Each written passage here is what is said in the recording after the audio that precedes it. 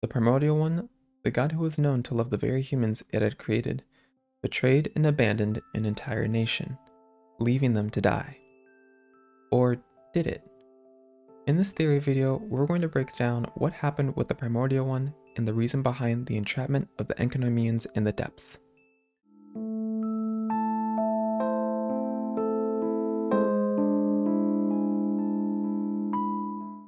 Before Enkanomiya fell, long before the Seven Nations even existed, the Primordial One had defeated the seven sovereigns of the old world that was ruled by the Dragon Lords. As victor, it sought to make the heavens and earth for the sake of mankind, the creation it so dearly loved. The years after creating this earth and the Seven Nations were spent with mankind making its mark on the world.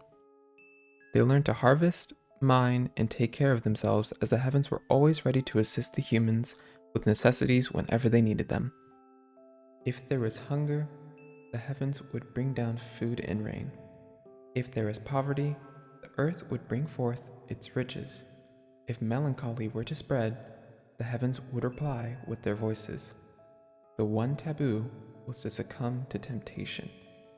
But the path to temptation had already been sealed. Then the funerary year came, as the second throne of the heavens came to this world, rekindling war against the Primordial One and the first throne of the heavens. Because of this war, the heavens had fallen and the earth was in rubbles. The people of Enkanomiya in their land had fallen into the depths, a place full of nothing except darkness and the dragonaires who ruled it. The people endured as their lamentations were ignored by the heavens except for the god of time, and were even blocked by them from escaping. Only when the great serpent lord Orobashi was sacrificed himself were his own people able to live on the ground again, creating what we know now as Watatsumi Island.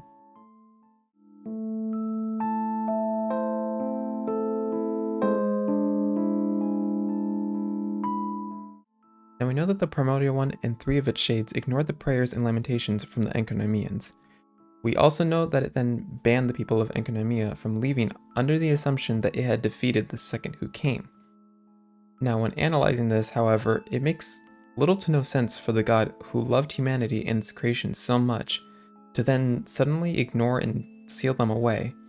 In fact, sealing away an entire nation of people who were in a circumstance outside of their control.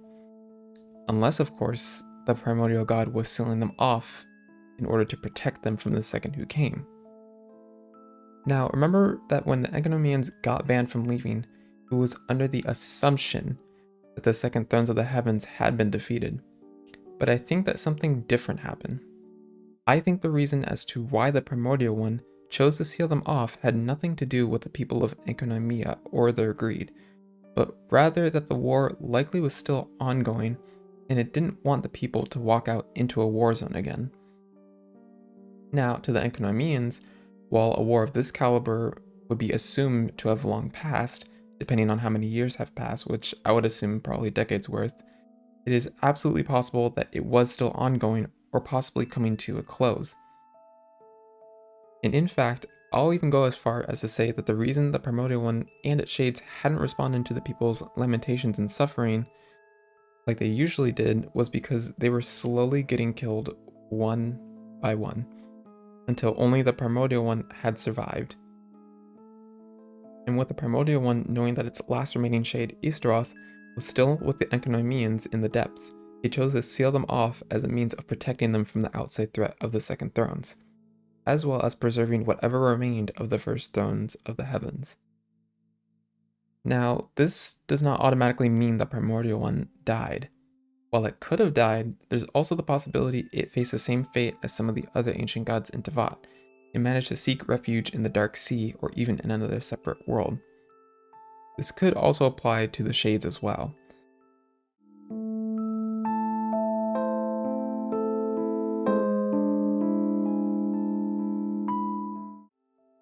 Now, based on what was just stated, it's most likely that the present-day Celestia was the second thrones of the heavens who came, and were the ones who waged war against the first thrones.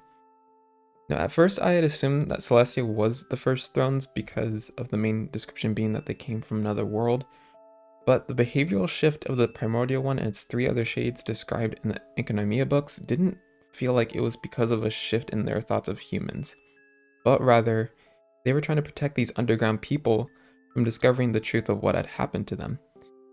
And also, the attitude shown by Celestia that we know is nowhere near similar to how the First Thrones treated humans. We are well aware that Celestia punishes those they deem threatening to the heavenly principles, even willing to go as far as to attempt to rid outside travelers like ourselves, the traveler, and our sibling, or even destroying entire civilizations because of feeling threatened by their progression and self-reliance. Celestia wants the people of this world to be reliant on them, so that they must forever be obeyed and left unquestioned and unjudged. To Celestia, they are the most supreme beings of all. All of the Archons, even the Hydra Archon, the god of justice, are terrified of talking about Celestia because they know that Celestia is powerful enough to even eradicate the Archons if they had any given reason to do so. Examples of this include Venti, Zhongli, and what we know about Raiden so far. In the manga, we see Venti hesitate talking about Celestia to Vanessa in the scene where she asks about Celestia. When we ask Zhongli about Celestia and what they may know about his sibling, Zhongli freezes up and then states that he can't say anything because he's had a contract with them.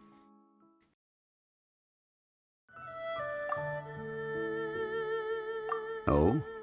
About what? Oh yeah, Paimon nearly forgot. So, not long ago, we met a guy called Dane. He told us about Conria and the punishment of the gods. That's when we realized that those events were connected to the person we're searching for. Zhongli, you're a god. You've lived through thousands of years of history. Surely you experienced the incident?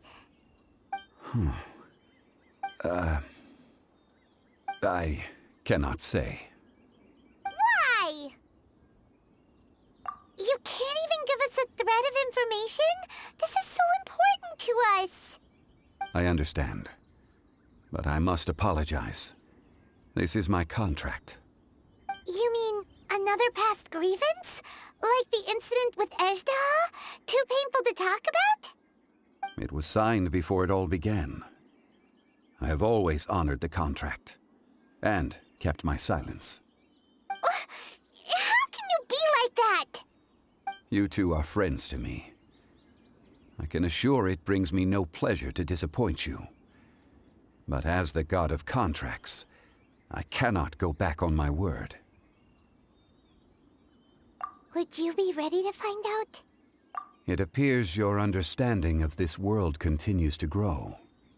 There are many events of ages past, many secrets that lie hidden. They have been eroded by time, forgotten by the people, abandoned. But you are capable of finding them and bringing them into the light. Those who come to witness will witness. Those who are born to remember will remember. If you take the same road as that person, there may be more difficulties ahead. But as long as you firmly believe that you are on the right path, everything has meaning. Even the Raiden Shogun herself is fearful of Celestia in some way, as she chose to strip people's visions and their ambitions as a means to protect them from facing the same fate that the Conrian people faced, creating her own version of a land of eternity. Never stop searching, even if only for a brief flash of light. If nothing else, we have the present moment. She said that once. But I've seen a nation stride forward and lose everything to the heavenly principles. Perhaps only if time stands still will the lightning's glow never fade. The present moment is a fragile illusion. Only eternity can bring us closer to the heavenly principles. It's very clear that Celestia uses fear to their advantage over the people of this world, and it's completely different from how the First Thrones treated humans in the beginning. Therefore, I come to the conclusion that Celestia is indeed the second who came. Thank you so much for watching this theory video. If you liked it, then be sure to leave a like and also leave a comment about your thoughts about this theory. And until the next video, bye bye.